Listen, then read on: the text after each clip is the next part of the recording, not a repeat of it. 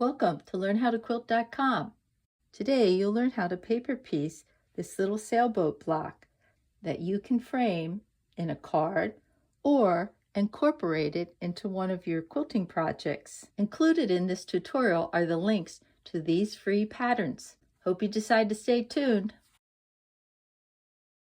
You can download these free patterns by clicking on the link below or by visiting LearnHowToQuilt.com. Go to Beginner Basics and then scroll down to Paper Piecing. To complete this project, you'll just need small amounts of fabric that are large enough to cover each one of the sections in this pattern. You can probably get by using your scraps, but if you have to purchase fabric, you'll need about 1/8 of a yard. You'll want to stay away from larger scale prints. Now these whales certainly fit the theme of the sailboats, but this graphic is much too large for this pattern.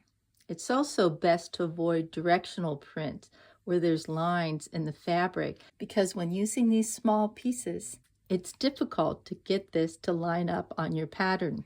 Because the pieces are so small, sometimes I like to fool around with cutting out pieces. They don't have to be perfect, they get close to that size, and then trying them out on a background fabric to see how that looks.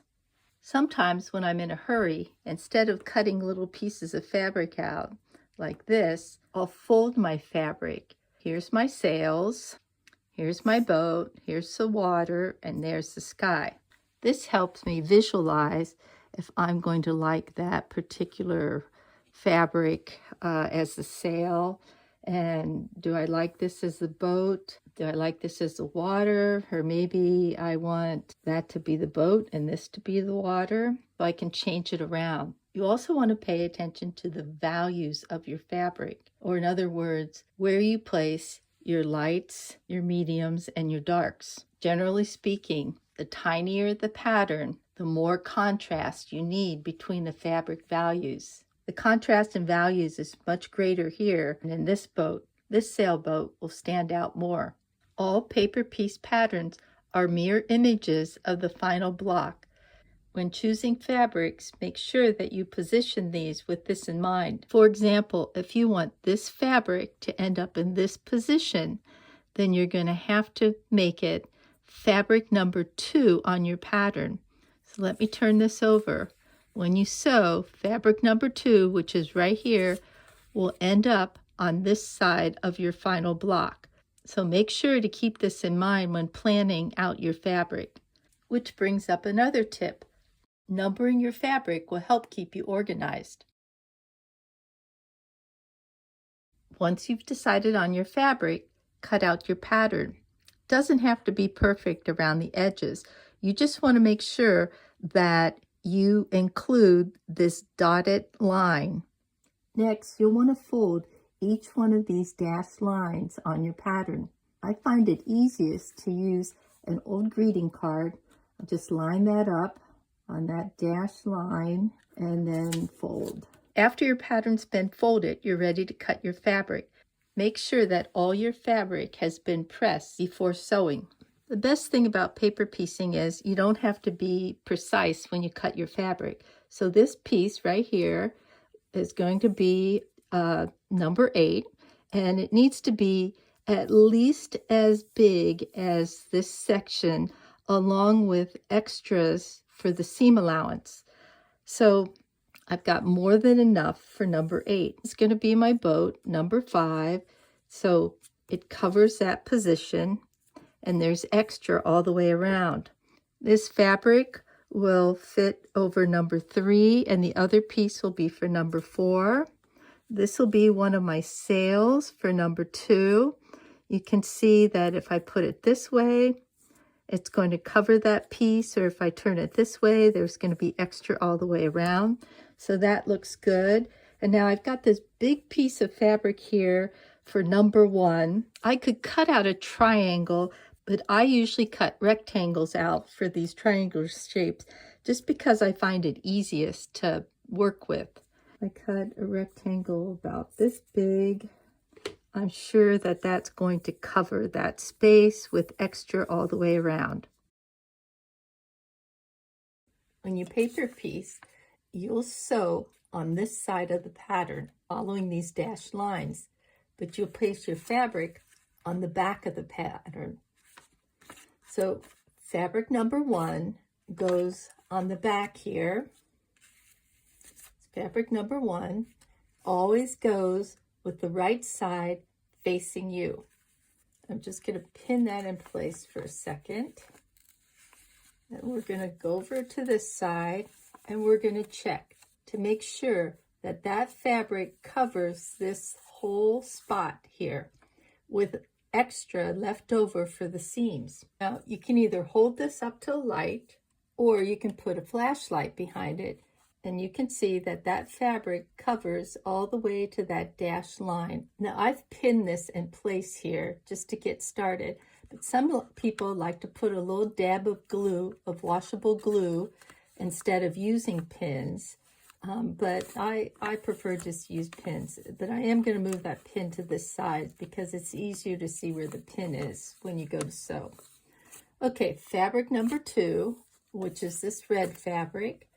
Fabric number 2 goes here, but we're going to need to put it on the opposite side of the pattern, which is right here.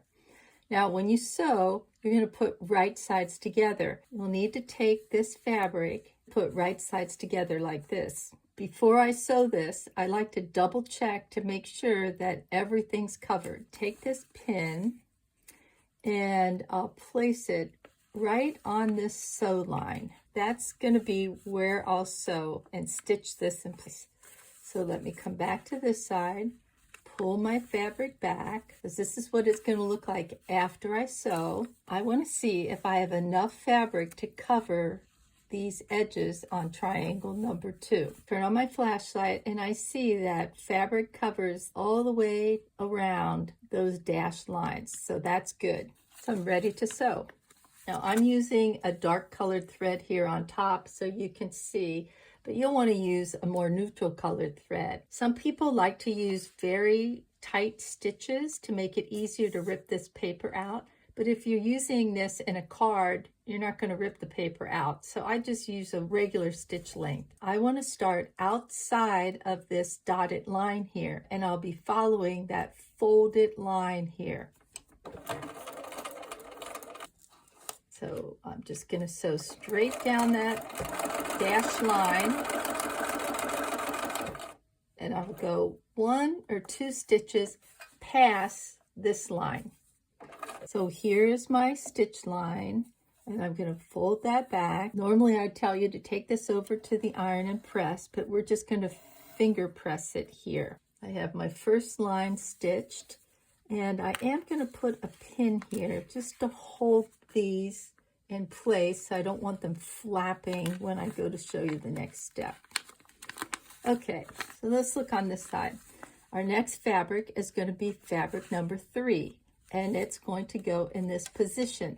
But before I put fabric number 3 there, I'm going to fold this down, and I think this helps to make it a little bit easier to see where that fabric has to go. So I'm going to trim this. Now, mind you, some people don't trim this at all. They just leave it, but I just think it's a little bit easier. Right now I'm eyeballing about an 1/8 or about a 1/4 inch seam allowance. It's not perfect, as you can see, and I'll fold that back. Fabric number 3, it's going to go right here, but I need to put it on this side, so it'll end up in this spot. So if I put right sides together like so, and then let's take this pin out, come over on this side, I'll pin that in place on that sew line. Now I'm just doing this to double check to make sure that I have enough fabric. And right now you can see that that's more than enough fabric to cover that whole spot. Plus I have to cover this extra here. So that looks good. I'm going to come back. I'm on this side. I've got right sides together, and I'm going to stitch. I'm going to start about 1 to 2 stitches past this dashed line. Take out that pin and I'll stitch.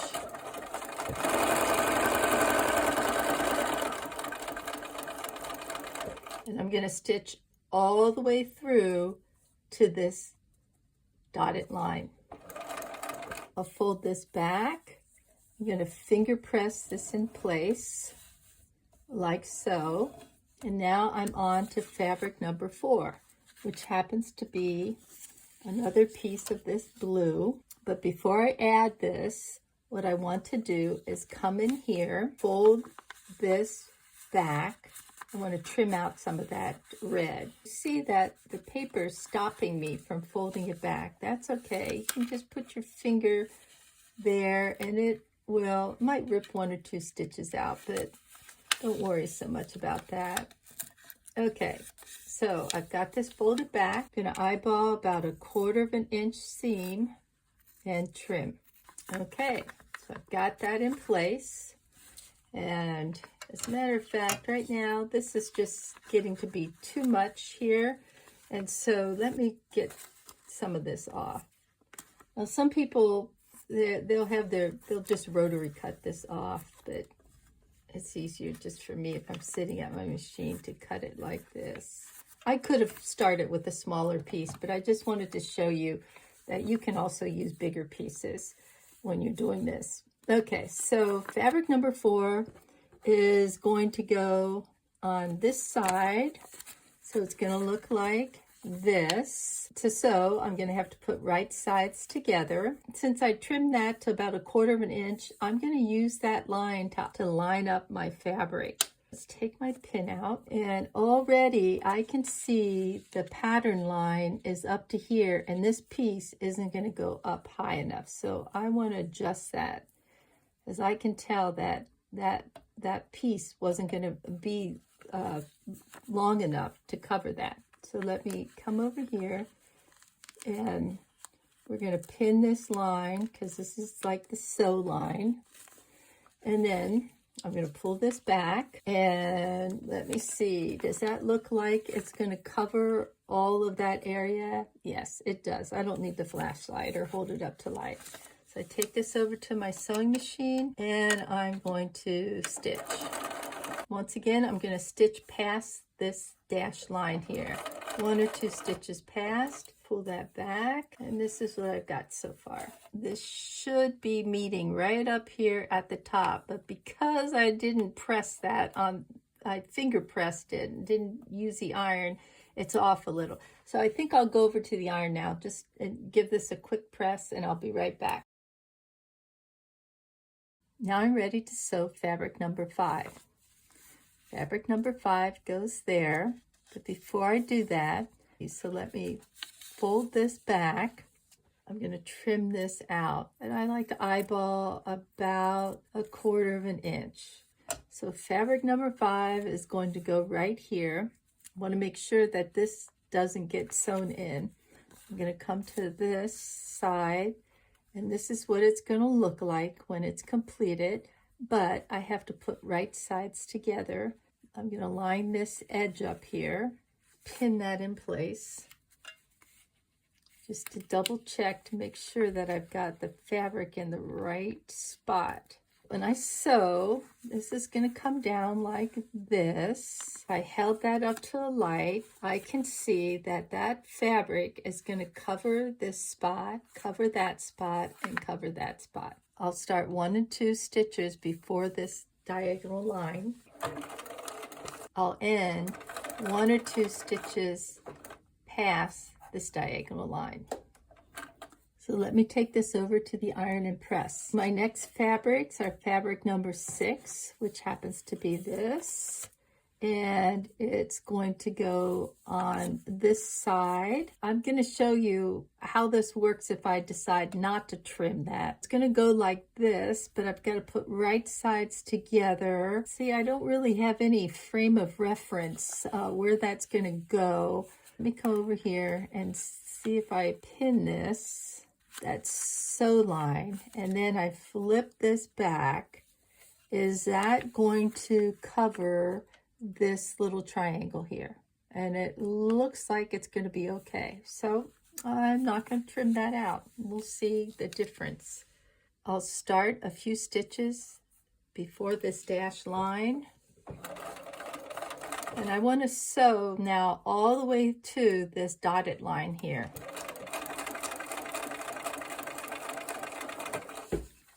So let's pull that back, and I'll take this over and press. Fabric number 7 is going to go here, but before I put it there, I'm going to trim this out. I think it's easiest to figure out where the fabric goes when it's been trimmed, and I'm trimming to a 1/4 inch seam. And so we'll take fabric number 7, that's going to go right here. Put right sides together. I can use my pin to check that, but I'm sure that that's going to work. So I'm going to start before that dotted line. And so, hey, let's push that, pull that back. I'll take this over and press. This is all press, but before I go any further, I want to trim some of this out here. Fabric number 8 goes right here. Let's turn on this side. It's going to look like this, but to sew, I want to put right sides together. So I'll do that. I'm not going to use a pin to check this because I can see that this is going to be long enough. I've got extra on either end, and this piece was very big, so it's going to clear this spot. Start outside of the dotted line and stitch past the dotted line. I'll take this over and press. Since I'm leaving this paper in, I like to stitch between this dark line and this dashed line. I've stitched all the way around. Doesn't have to be perfect. And I do that to hold this fabric down from flapping, because now's when I like to trim out this block. And to trim, you want to cut on that dotted line. Now, I'm using scissors here, but I usually just take this over to the rotary mat and cut this off with my rotary cutter. And now my sailboat's all ready to be placed inside this card. If you'd like to purchase these cards for your project, I've left the link below. For more free paper piecing patterns with step-by-step tutorials, check out the links below or visit our website. Click on free patterns and scroll down to paper piecing. Thanks for visiting LearnHowToQuilt.com. Please share our videos with your friends.